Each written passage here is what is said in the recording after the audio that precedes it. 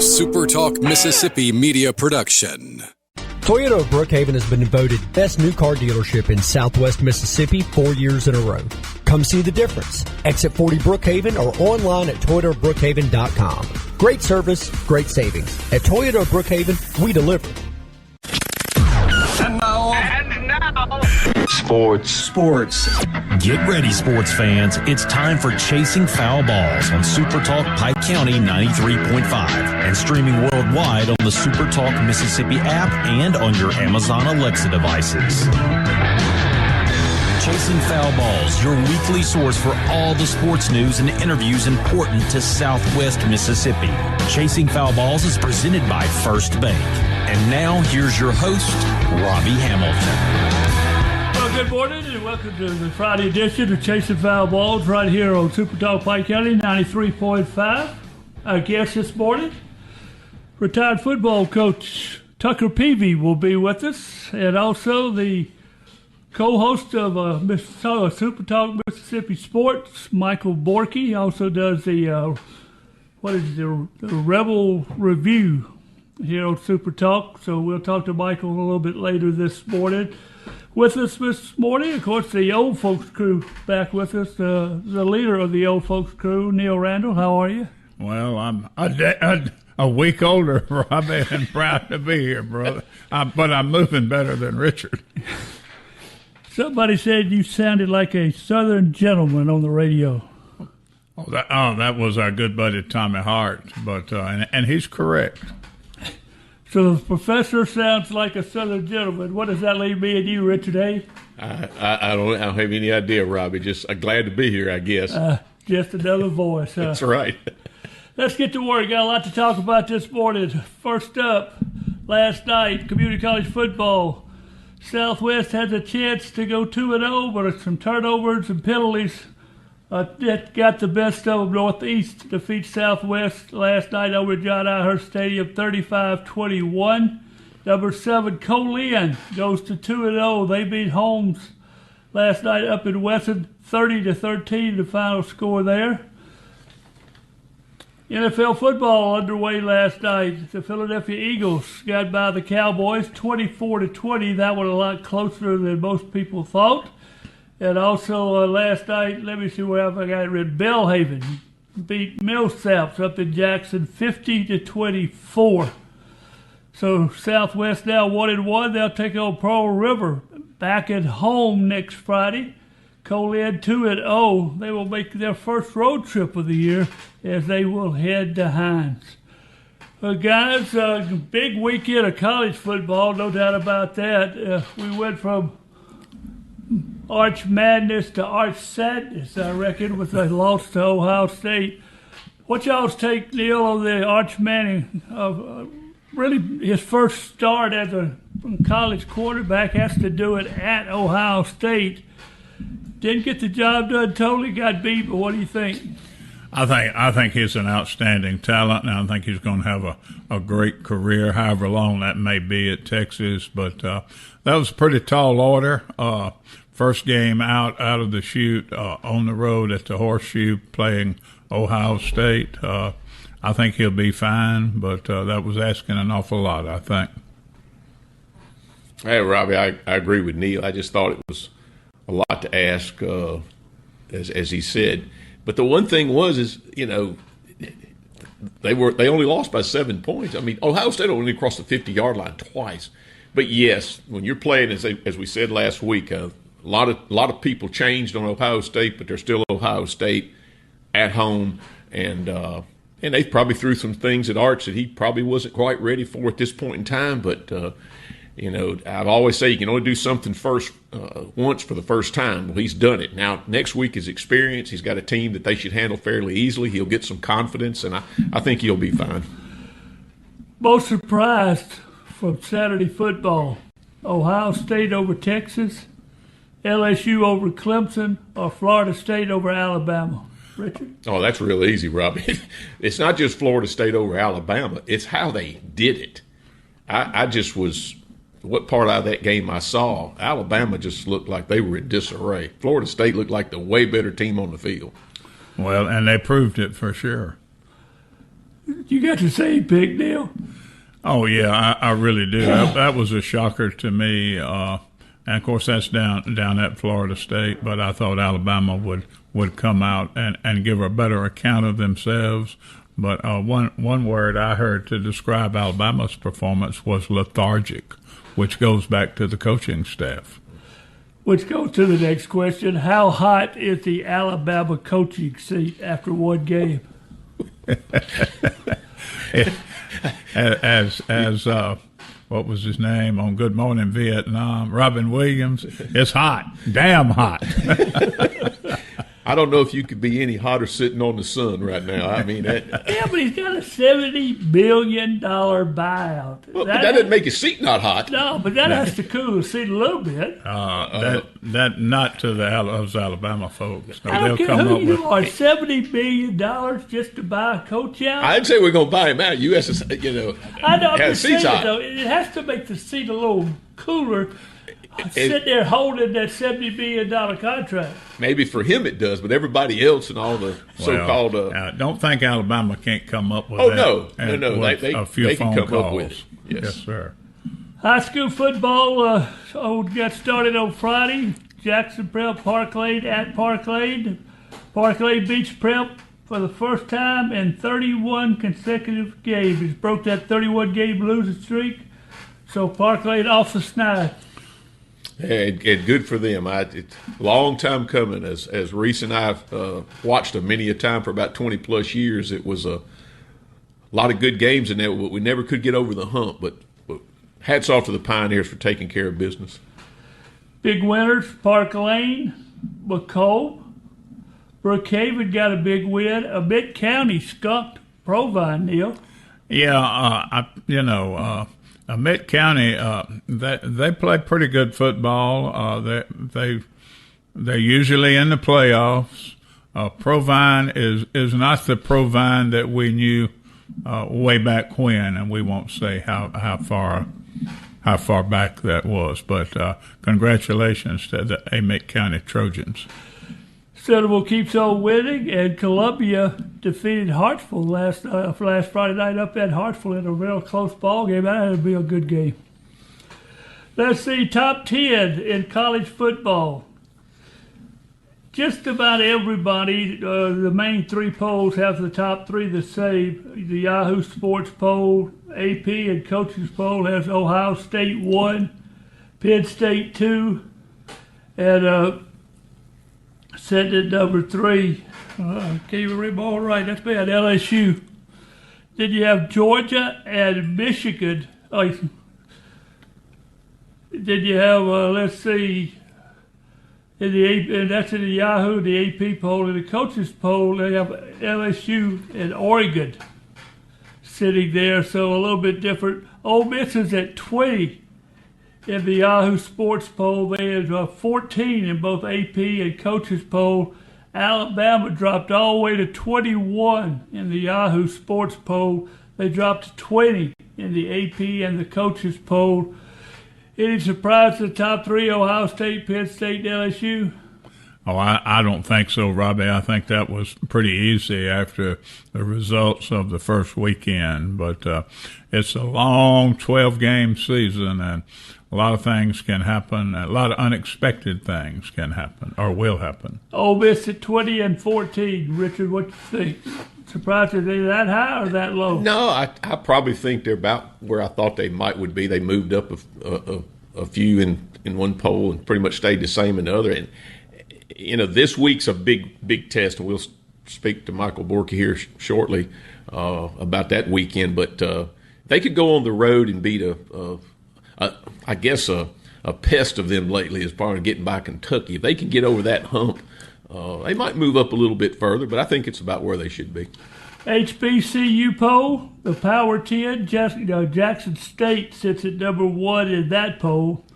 And one final thing before we go to Tucker Peavey, the NCAA Oversight Committee voted to support the transfer window will be in January annually, 10 days starting January the 2nd. That will be the only time of the year for the for the transfer portal, Neil. That's one of the things you've been hollering about. Glad to see it being kind of centralized to one time in one place. Well, I'm glad that the NCAA is trying to get a handle on that. I think it may help, but when the bull's out of the barn, it's hard to put him back in, isn't it, Richard? Bulls, plural. Yeah. You're exactly right. I was thinking of wild horses, but close it enough. Doesn't matter. Close enough. The thing that I liked, Robbie, is they took it and moved it away from the signing date. That was the big thing, is they had the opening of the portal right before signing date or vice versa. I don't remember which one. It changes all the time, but now you've got a set time. You do it, and once it's pretty much done. So I think that's a good It's move. pretty much done until somebody challenges Exactly. it. Well, Thank yeah, you. you're right, Neil. Final question before we go to Tucker Peavey. It was TCU really working on North Carolina and Bill Belichick in his first game. Neil, surprised at how that one happened? Well, I guess I was to some extent, but I didn't know much about North Carolina other than Bill Belichick was the new head coach, and Jamie Collins was his linebacker coach. But TCU's been a pretty stout program for several years, but I don't think they were ranked. But they went into North Carolina and spanked the Tar Heels. It sure did.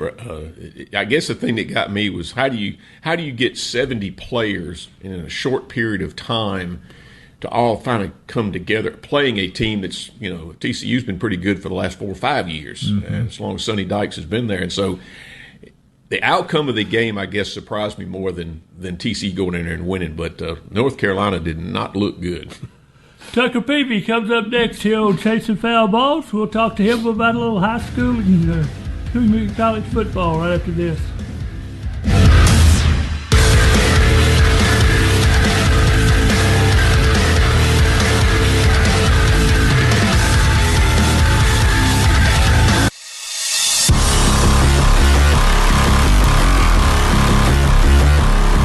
Underway Friday morning here on Chasing Foul Balls on SuperTalk Pike County 93.5. Don't forget North Pike football tonight here on SuperTalk. Pretty interesting matchup, Neil. North Pike and Wesson. Coach Lloyd, that wide open Wesson offense ought to be an exciting game out of John Ihurst Stadium. Well, at least it'll be a lot drier field than they had over at Mullins Stadium last Friday night. Joining us on the phone, retired head football coach from Brookhaven, Coach Tucker Peavey. Still doing the interview this morning from the recliner, huh? No, not quite.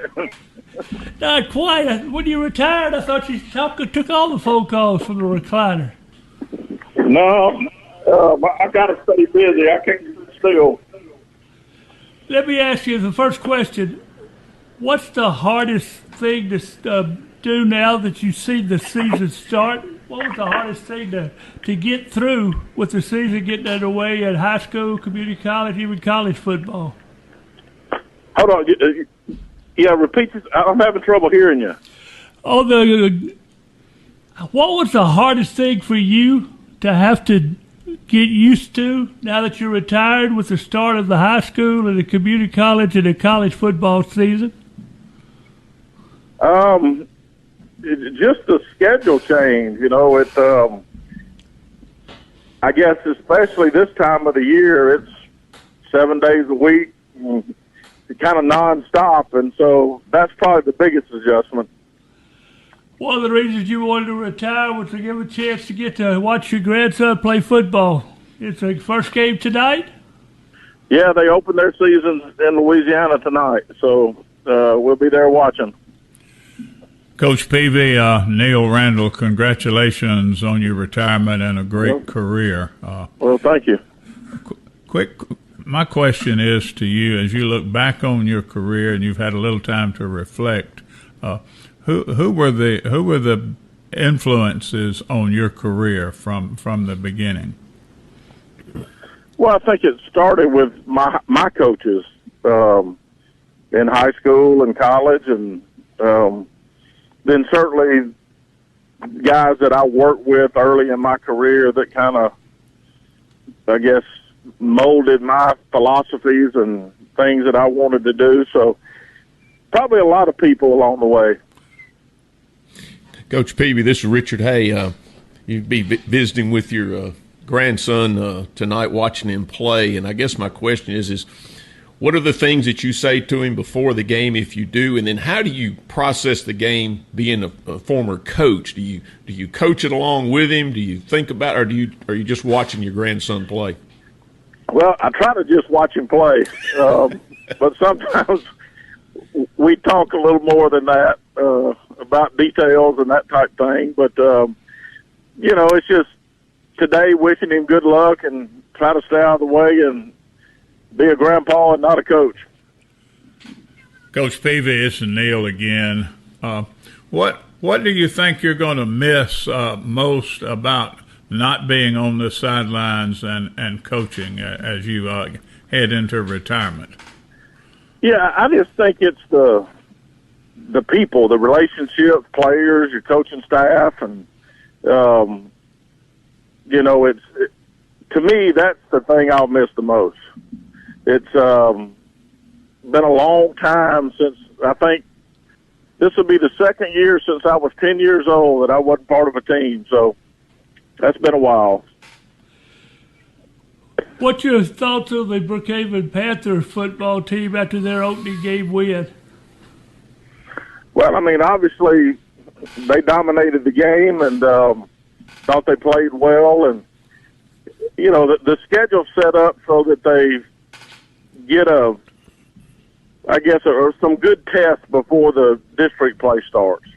But I thought overall they played pretty well. I was there for the first half, and I'm pulling for them. They got a chance to be a really good football team, and there's a lot of factors that go into that, not just in your building, but you never know what the other schools have. So it takes a lot of luck and a lot of hard work to get there. Coach Peavey, Richard Hay once again. Your time spent here at Southwest, you were in the college ranks and you dealt with college young men coming in and playing and trying to move on to four-year schools. What are your thoughts about this whole transfer portal and where we are nowadays with pretty much the free movement of players up and down? When you sit back and kind of process it, what are your thoughts about it? I don't like it. I don't know. I think it's changing college football, and it may never go back again. And, the old days of you go somewhere and you work hard to earn your spot seem to be kind of gone now. And so everybody thinks they can go somewhere else and have an easier path, and I just don't see how that's good in the long run. Coach, this is Neil again. You've coached at all levels, as Robbie mentioned a minute ago. You won a state championship in Brookhaven, I think back in 2004. Who are some of the players, outstanding players that you've been associated with that stick in your mind?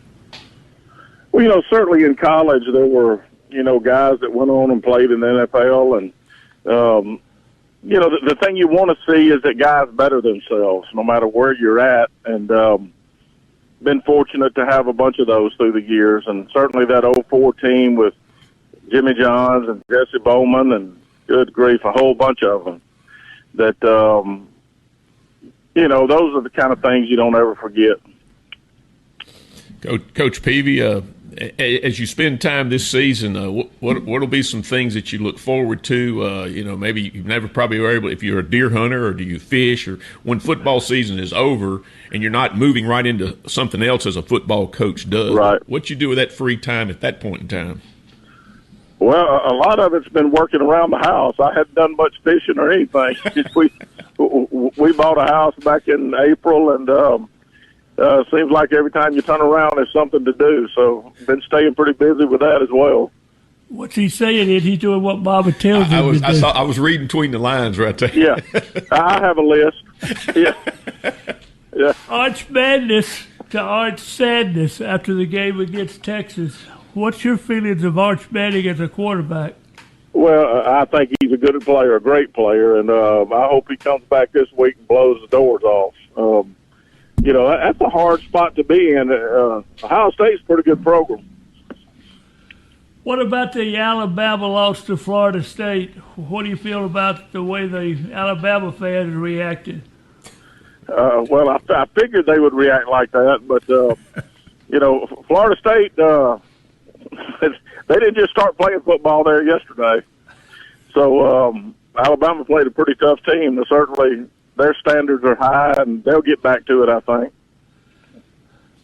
When you look at Richard asked you earlier about the portal and the fact that they have voted, waiting for approval to move it to January, and it'll be 10 days starting on January the 2nd. Do you think that's a better position to be after the signing date? Yeah, I think so. Yeah, I really do. It's a hard thing to manage. I talk to coaches all the time that are having to deal with it, and it's just hard for them to manage it all. So I don't know what the answer is. I know for some kids, they certainly better themselves. I can think back to the times when I was coaching at UL Monroe or Lafayette. And we had guys that were really, really good players.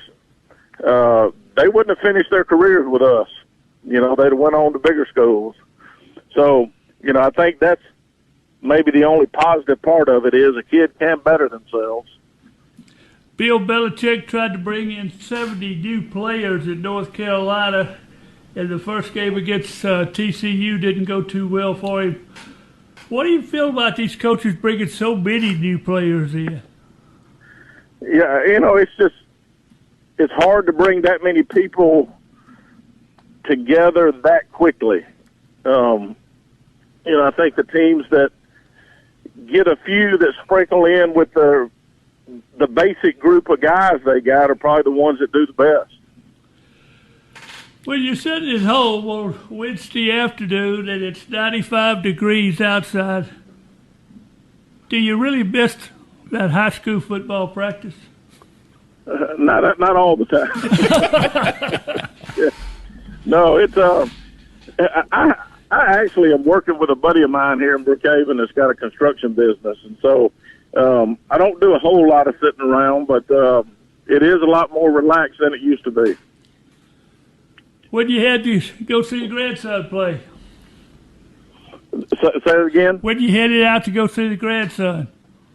We'll leave this afternoon once school's out. My wife is still teaching school, and so we'll be ready to go as soon as she gets through. Coach, thanks for joining us on this Friday morning on Chasing Foul Balls. Good luck to your grandson, and good luck to you. Well, I appreciate y'all. I've enjoyed visiting with you guys through the years. Y'all do a great job. Thanks, Coach. We'll talk to you later. Thank you.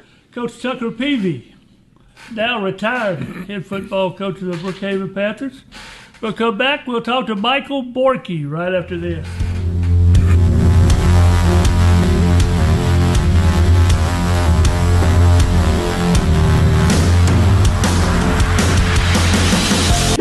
Sports.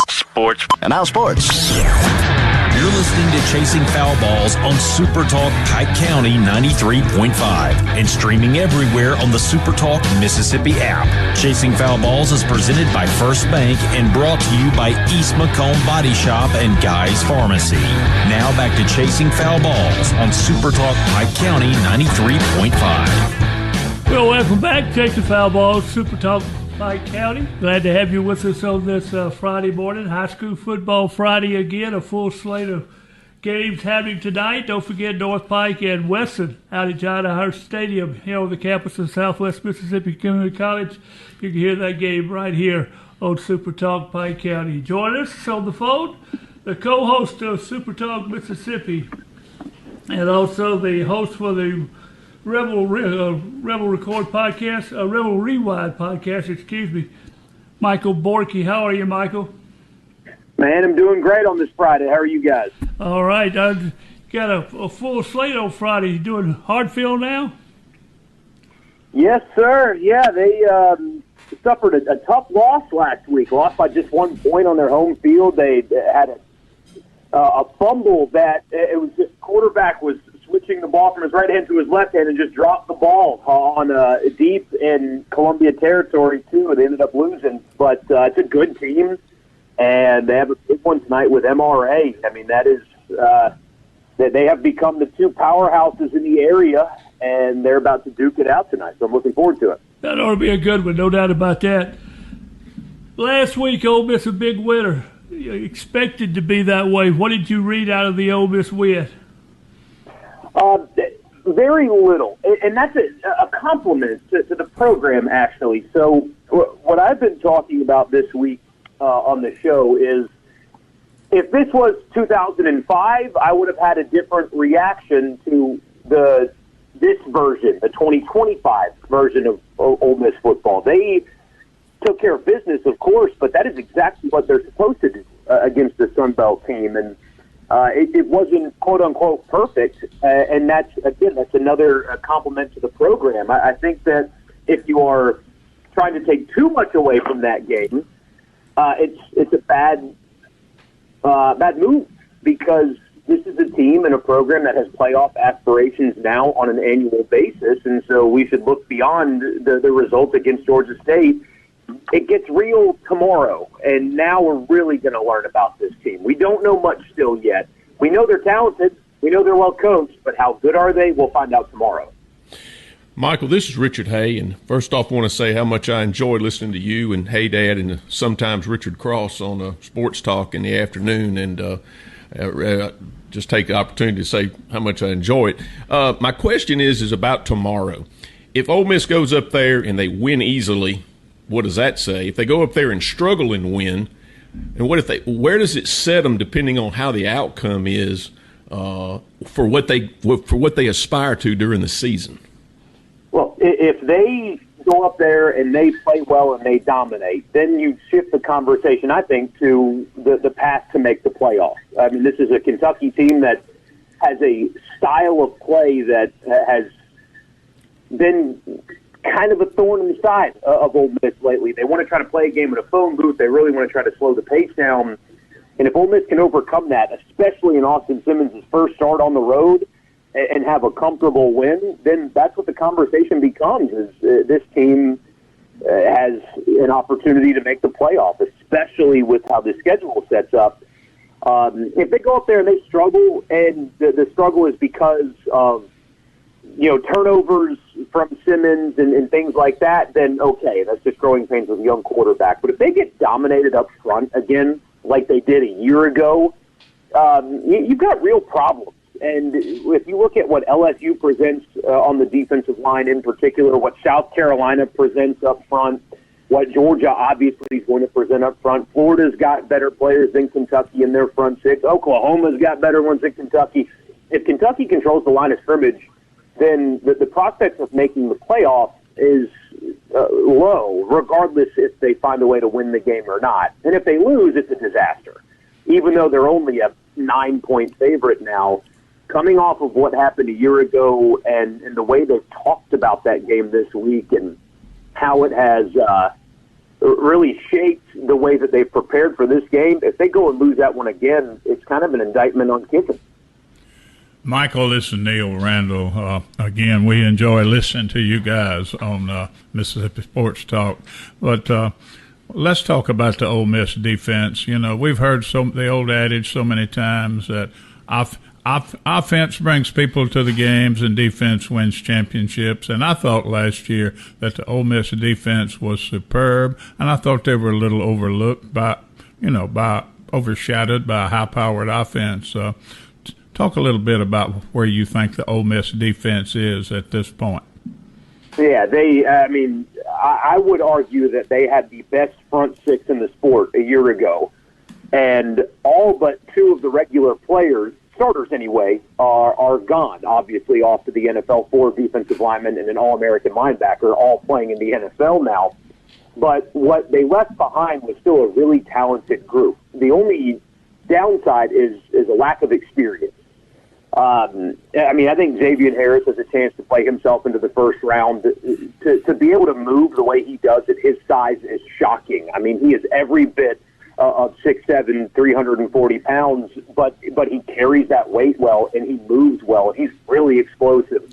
A different player than Walter Nolan, but replacing Nolan, they've done a heck of a job, and he played a lot last year too, of course. But he's a beast. And I think that there's first-team All-SEC caliber stuff in his game. A lot of unproven elsewhere, though. Womack looked good, the LSU transfer, and explosive. Cam Franklin did as well. But they've got a lot to prove this week. I mean, it's a group that has not been tested in this way yet. And, look, they're really talented, but this is a Kentucky team that's going to test their manhood a little bit. And can those defensive linemen, including Harris, but the rest of them, and Daugherty at linebacker, and whoever's going to play next to him, whether it's Jade Yates or Taj Chambers, they're going to have to play physical in this game. And they're going to have to line up and stop the run because Kentucky's going to slow the pace down and just kind of run right at you. They haven't been tested like this yet in their young career, and we're going to find out if these guys are prepared for it. They're talented enough to do it, but it's different when you're asked to actually go and do it as the starter because those guys have not been that yet. So the last 4 games between Kentucky and Ole Miss been decided by 3 points or less. Do you look for that same kind of game this Saturday?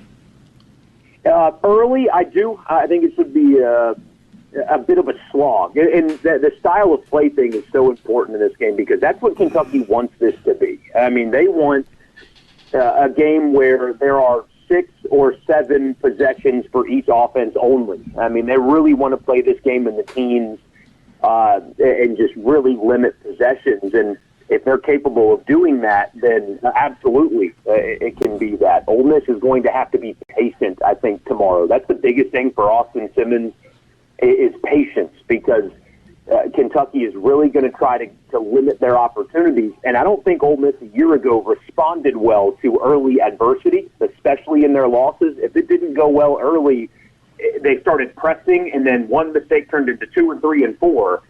And Kentucky's style of play can kind of force that mentality on you. If you throw an interception, it might be 8 minutes before you get the ball back, and that can compound your mistakes. So patience for Ole Miss has got to be the biggest thing. They're the better team. They're more talented. But if they don't respond to the pace and the possibility of early adversity, then you get into a rock fight, and that's how Kentucky beats you.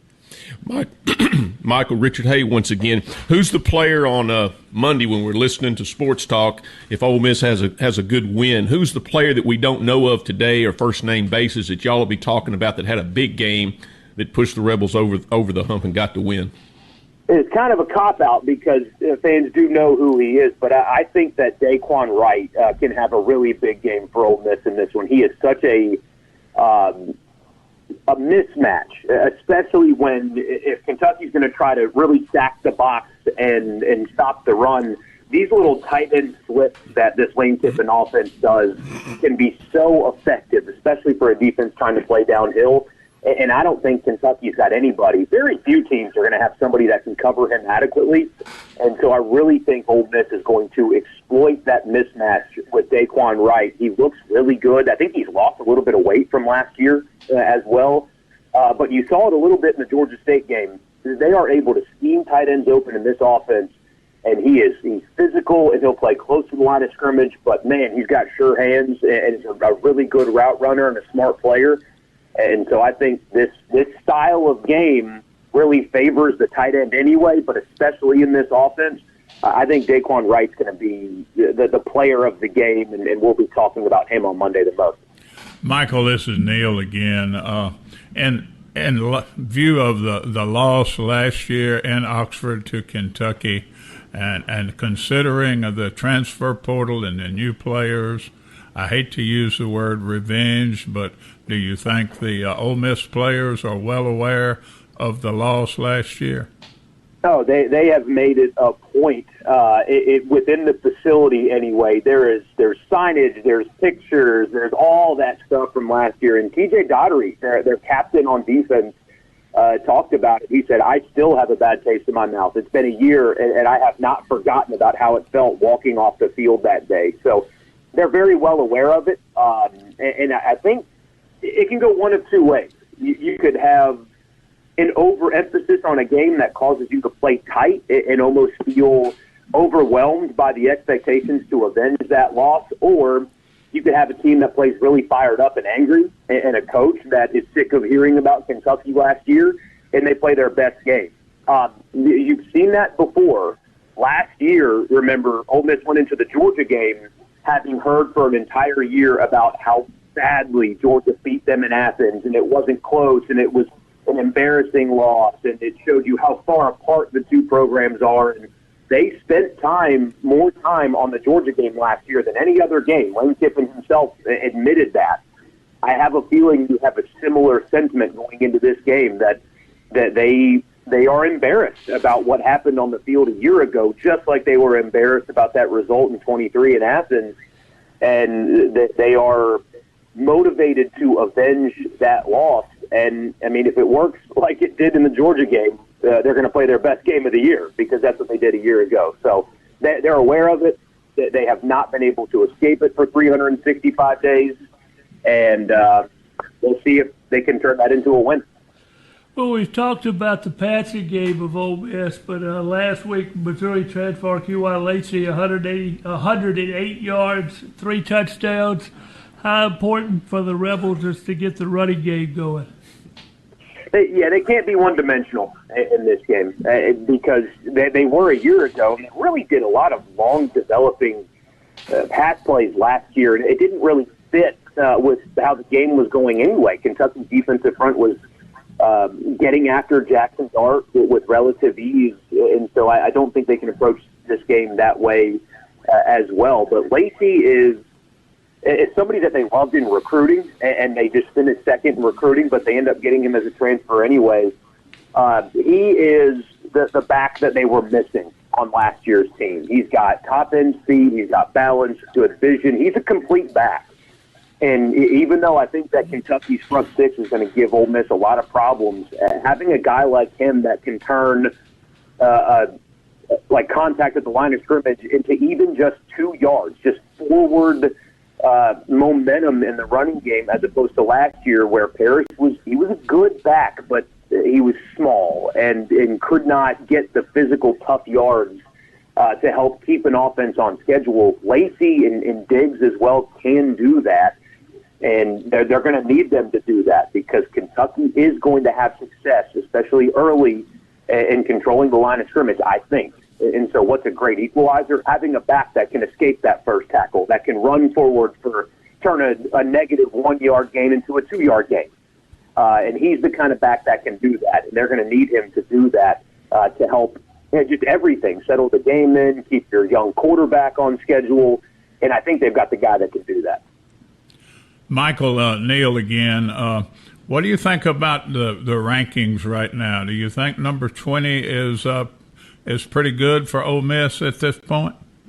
I think it's fine. What bothers me about the rankings is not Ole Miss being at 20. There's still a lot to prove with them, right? The young quarterbacks, a lot of new faces on defense, and things like that. I get why they're ranked 20. What I don't understand is how, like, Alabama remains ranked, or how you have teams that won these games, like Miami, ranked behind teams that lost their first game. How Penn State can somehow be number 2 when they've only played Nevada, and so on and so forth.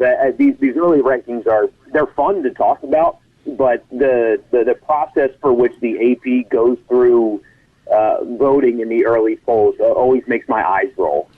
Utah is another team. I mean, they looked incredible on the road on Saturday, and their ranking is not reflective at all of what that team can be and what they look like. So Ole Miss being at 20 is fine. I have a big problem with the poll in general, and as the season goes on, of course, it gets sorted out. But you can see, based on the other rankings, that the AP voters, I don't think, did a good job this week. Week 1 of college football. Michael, were you more surprised with Ohio State over Texas, LSU over Clemson, or Florida State over Alabama? Florida State over Alabama, for sure. I mean, Ohio State has one of, if not the best defensive player on arguably the best defense in college football. So Arch Manning making his first road start in that kind of environment, going up against a defensive genius in Matt Patricia, him struggling, like, that's not a surprise at all. Clemson and LSU played in a bit of a rock fight. I was surprised at how bad Klubnik looked, but them winning that game is not surprising at all. Florida State beating Alabama shouldn't surprise people. In fact, I actually picked Florida State to win that game on the show last Friday. But what surprised me is how pathetic, and I'm using that word without hyperbole, Alabama looks. I mean, I am so surprised that Kalen DeBoer has a team that looks so out of focus, because before he got to Alabama, he was elite everywhere. I mean, you don't take Washington to the national championship game without being a great coach. He turned Fresno State around in 2 years. I mean, I know it's Sioux Falls or wherever he was in the NAIA, but he's a championship-winning coach. And for him to have a team that loads the way they do, that is so poor in tackling, that is so unphysical, and then even things like in the pregame, all these players are stretching and warming up with their cell phones in their hands. And it's like that is emblematic of poor culture. If you've got players messing around on their phones during pregame warm-ups. So I'm surprised it's gotten to this level, and them getting embarrassed by Florida State is the most surprising result of Week 1. Final question. I noticed that you suffer like I do, the fact that you're a Pelicans fan in NBA basketball. How did you get to be a Pelicans fan, and what do you think about the year?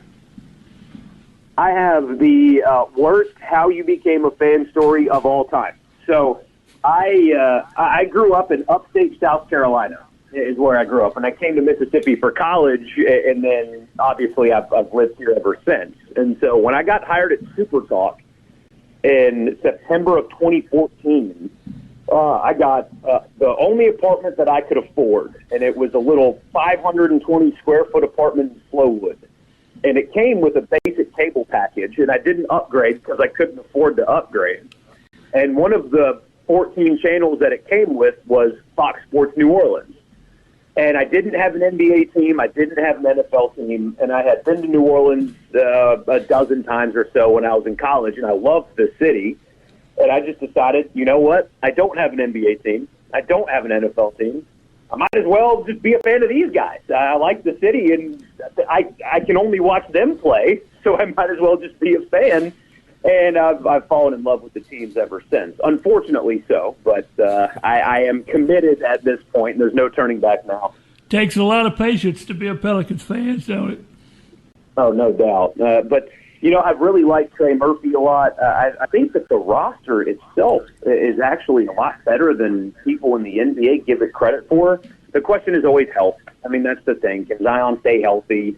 And, I mean, the answer has never been yes. But when he plays, he's unbelievable. That's what's so frustrating is people keep calling him a bust. And from a health perspective, yes, he is.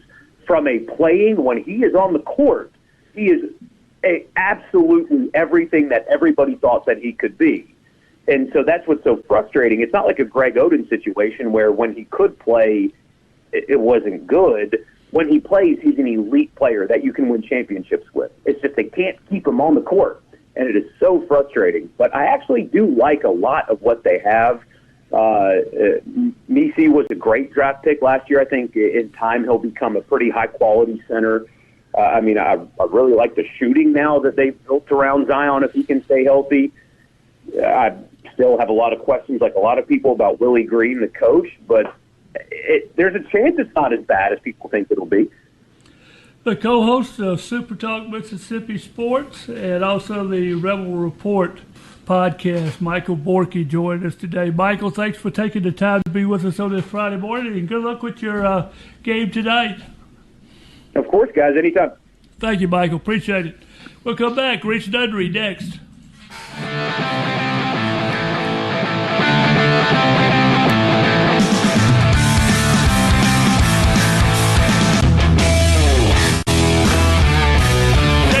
Balls right here on SuperTalk Pike County. Big Daddy Reese Dudry joined us. All right, give us your take of last Saturday's football game. Oh, Robbie, obviously a little disappointed, but not down. I mean, I thought we played a heck of a good half, and just didn't have quite the horses to run in the second half, and a few mistakes here, fumble, turnover, and missed a few tackles. I thought we hung around for a while, and that's what we had hoped to do. All in all, it's so much better than what we've seen the last couple of years. But I think a lot of us thought this might be the year we pull off something. So, expectations is what all starter football is about, and I think ours were higher than they should have been. What do you see Saturday with Jackson State coming to town?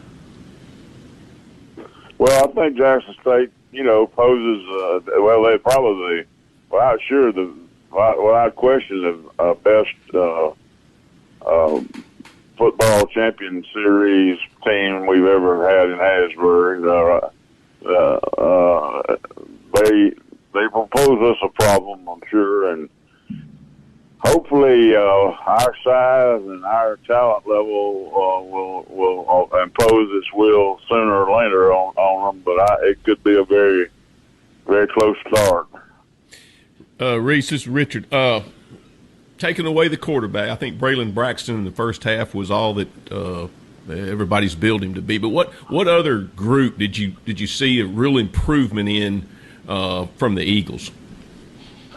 Well, I thought the offensive line blocked really pretty good in the run game. We were able to run between the tackles pretty good, and that's something we couldn't do at all last year. I thought with pass protection was pretty good.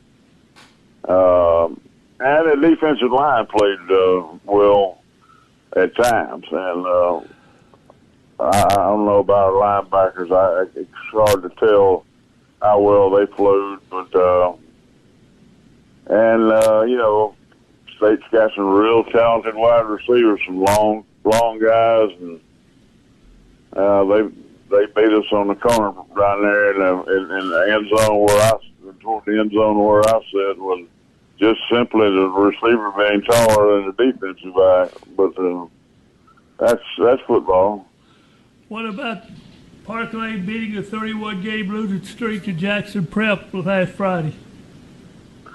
Quite an accomplishment for Ron Rushing. Ron, in my opinion, Ron's one of the really good guys in the coaching business, and he's really turned Park Lane back into a pretty good football power, and I'm so proud of him. And it's been a long time, 30 years or so, since they beat Jackson Prep, and they didn't just beat them; they kind of manhandled them a little bit, which you don't ever see Prep get the handle like that. I don't think. When do you leave to go to Hattiesburg? We'll pull out this afternoon about 2 or 3 o'clock in the RV and go over and get set up my place and get ready for the weekend. So the Big Daddy Mobile will be on the move again, huh? Oh, yeah. That's what we bought it for. Well, good luck Saturday against Jackson State. Enjoyed talking with you this morning, and we'll see you next Friday, Big Daddy. Y'all take care. Chasing Foul Balls right here on SuperTalk Pike County. Glad to have you with us on this Friday morning. We'll see you next Friday. I just found my baby and I want to get a chance to hold her. So don't turn out the lights, the party ain't over. Well, everybody's really having fun, so shake it loose and let it come undone. There's only one thing that I want to do, and that's to dance the night away with you. I've been working hard all week long, and I'm not ready to be going home. Turn up the music, keep the lights down low. I know it's late, but I don't want to go. Don't turn out the lights, the party ain't over. Well, the band just started to play my favorite song. I just found my baby and I want to get a chance to hold her. So don't turn out the lights, the party ain't over.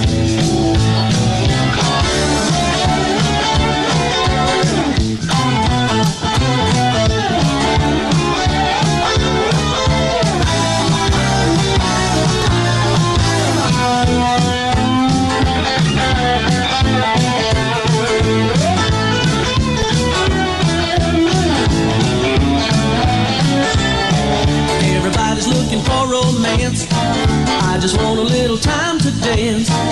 And tomorrow we can sleep all day. Before tonight we'll let the music play.